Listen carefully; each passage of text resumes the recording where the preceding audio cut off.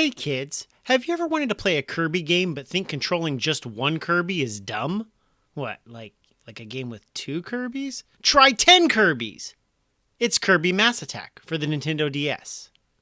It's old hat to say that there are two types of Kirby games, normal traditional 2D platformers and weird offshoots. Kirby's second game was Kirby's Pinball Land, where he was a pinball.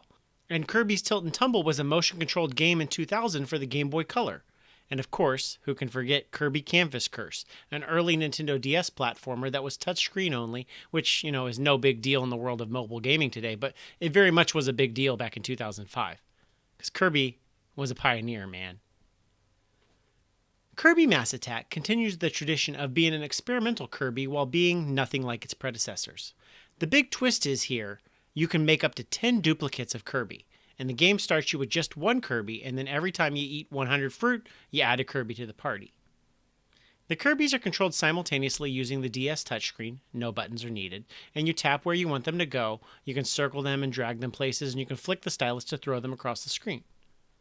It's here that the game starts to feel a lot like Pikmin, which is a Nintendo franchise that's sort of like a real-time strategy game where you lead an army of little plant dudes across a map. And in Pikmin, you can fling your Pikmin at enemies or obstacles to tear them down, and the more Pikmin you throw at the problem, the easier and faster it goes.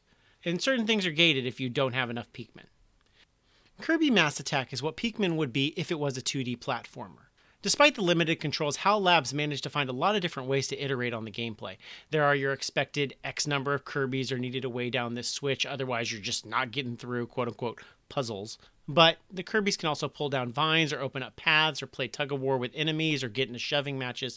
In each new level, I'm like, oh wow, that's a cool way to iterate on the concept. And appropriately enough, 6 years after Kirby Mass Attack, Nintendo did release a 2D Pikmin platformer for the Nintendo 3DS called Hey Pikmin that plays very similarly to Kirby Mass Attack. Hey Pikmin does differ from Mass Attack in many ways, like how different colored Pikmin have different skills, but the core gameplay of using the stylus to throw an army of characters around is nearly identical. The story does have a reason for the 10 Kirbys. Apparently the bad guy shot his wand at Kirby and then split Kirby into 10 Kirbys, and then 9 of the Kirbys are just straight up murdered because they're individually only 1/10 as strong as a normal Kirby. So then the surviving Kirby, who's only 1/10 as strong, then embarks on an adventure to restore himself to full strength and defeat the bad guy. It's pretty heavy stuff and honestly unnecessary. They could have just said, Kirby has copies. Go, have at it. The key difference between Mass Attack and traditional Kirby games, aside from the whole controlling 10 Kirbys at once using a touchscreen instead of buttons thing, is that there are no copy abilities. In other Kirby games, Kirby eats his enemies and gains their power, like he can get a sword or a lightning beam or ninja abilities, but Kirby Mass Attack has no copy abilities because developers thought that might overcomplicate the game. So just 10 vanilla Kirbys. The copies can die, but you want to keep them alive because there's bonuses and alternate routes that are permitted if you can keep the group alive. And like most Kirby games, the main game is profoundly easy. It's pretty easy just to brute force your way to the end with 10 pretty much invincible Kirby copies. I mean, technically Kirbys can die, and after 2 hits they turn gray, sprout angel wings, but you can grab the angel Kirby before it ascends to heaven.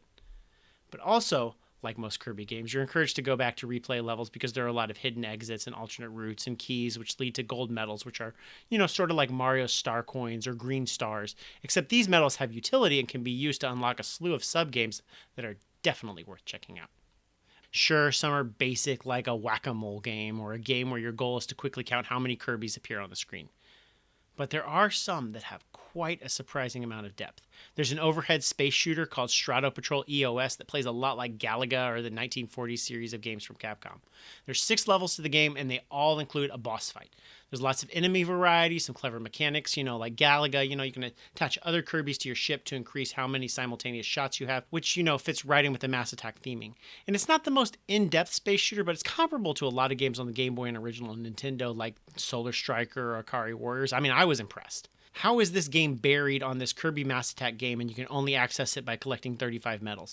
And by today's standards, and even 2011 standards, it's a little slight, and probably couldn't even make it as a $5 download on the eShop, and that's why it's buried in Kirby Mass Attack. But it's sure a fun bonus if you bought it. There's also a subgame called Kirby Quest that's an RPG, but hold up, don't get excited yet. Because when you think of a Kirby RPG and the name Kirby Quest, your brain instantly goes to wandering around a map, talking to NPCs, leveling up, gaining new moves and spells, some amount of strategy, maybe building a party, but yeah, nope. It's just a series of turn-based battles where Kirby has one attack, which is done by tapping the right spot in a meter like a golf game. And if you perfectly hit the middle of the meter, you do get a cool animation of Kirby turning into different things like a robot, but overall it's a disappointment. However, the one sub-game I really loved was Kirby Brawl, which was a pretty full-featured pinball game. You may remember Kirby's Pinball Land. It was the second game Kirby ever starred in. It had 3 tables with 3 screens each for a total of 9 screens. And it was a retail release for $30. And all my friends had it.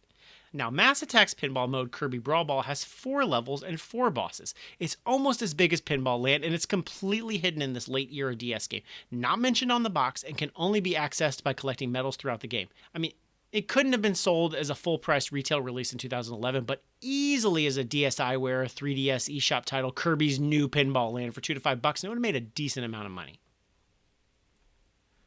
Kirby Mass Attack was released for the original Nintendo DS in September 2011, 6 months after the Nintendo 3DS launched. Kirby Mass Attack still managed to sell 1.22 million copies worldwide, making it the 61st best-selling game on the DS, so it didn't exactly fly under the radar. Honestly, though, considering Kirby Mass Attack is purely touchscreen-based, it would fit really well on phones and tablets. It's surprising Nintendo didn't adapt Mass Attack around the time they were doing Super Mario Run for iOS and Android devices. Thank you for watching That Was a Game, and we'll see you again next time.